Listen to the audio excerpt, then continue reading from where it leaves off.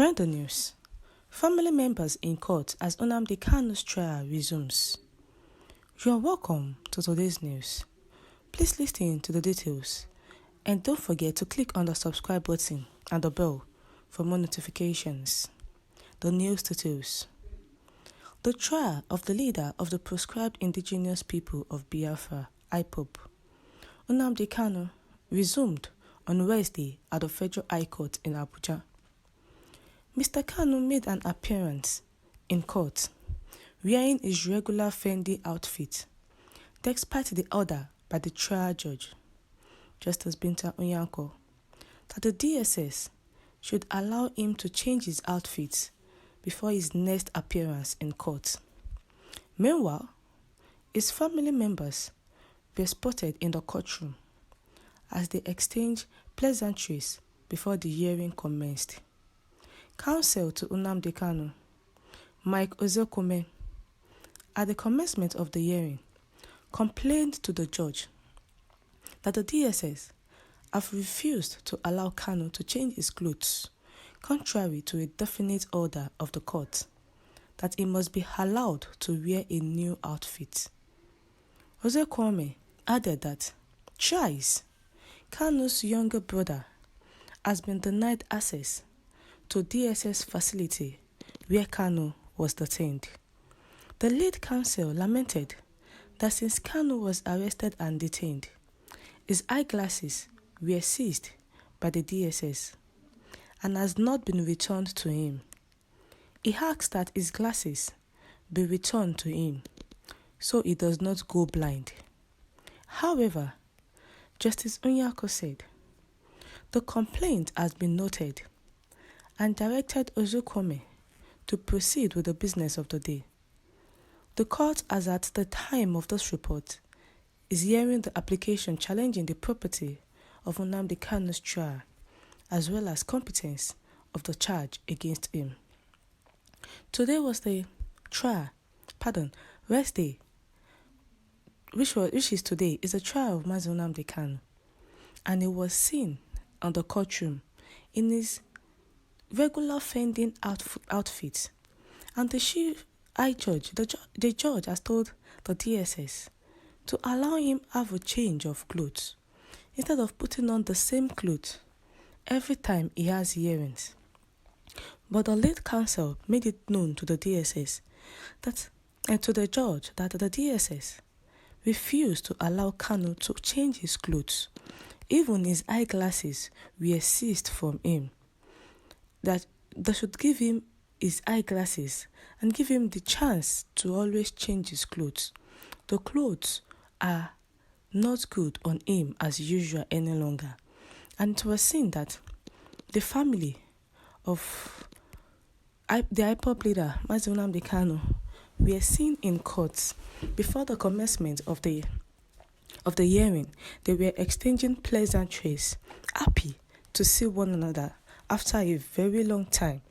And the lead counsel also complained about the DSS not allowing Kanu's younger brother visit him in the DSS custody. That is bad on the part of the DSS. But the judge made it known that she had asked the lead counsel that she's going to do something about that. Meanwhile, this is coming in when Nnamdi Kanu's case adjourned again. The case of Mazi Nnamdi Kanu has been adjourned again. The case of Biafra political activist Nnamdi Kanu has been adjourned by Justice Binta Onyanko of the Federal High Court, Abuja, till 8th of February 2022 for ruling. It has been reported that the trial of separatist leader resumed on Wednesday. Kanu is charged with 15 crimes, including terrorism, treason, incitement, and operating an unlawful group. Kanu, who heads the outlawed separatist group, the indigenous people of Biafra, IPOB, previously pleaded not guilty to the charges. Kanu's lead counsel, Mike Ozekome, SAN, argued on Wednesday that his client Kanu, was extraordinarily renditioned. He said offences allegedly committed by Kanu has no basis, adding that where and when they committed were not stated in the charges. Protests calling for Kanu's release are taking place around Europe today, including in Germany, in front of the United Nations building in Bonn. It was the same in Nigeria's southeast region, as residents of Imo State completely obeyed the sit-at-home order of IPOB in solidarity with Kanu. This issue of Nnamdi Kanu, every time it shows in court, it will always lead to his case being adjourned. Why are they adjourning his case? What has it done to deserve this type of issue with the federal government? Truth be told, Binta Onyako knows the truth. She is just acting on the president's instruction. They don't want to accept the shame of defeat to avoid being stoned by their religious extremist youths. Every youth in the Biafran land obey the orders of Nnamdi Kanu. They love Nnamdi Kanu to the core. And this sit at home, they are ready to take up this sit at home and making sure that Nnamdi Kanu is released. But it is as if his case is becoming a longer issue every now and then. The way they are seeing the case of Nnamdi Kanu, who has always been complaining about one thing or the other in the DSS custody. He could not change his clothes, his eyeglasses were seized, people could not come and say hello to him. He was placed in a confined place. And yet, the federal government is adjourning it. Hope they will not adjourn his case till 2023 so that it will not be able to affect the presidential election come 2023.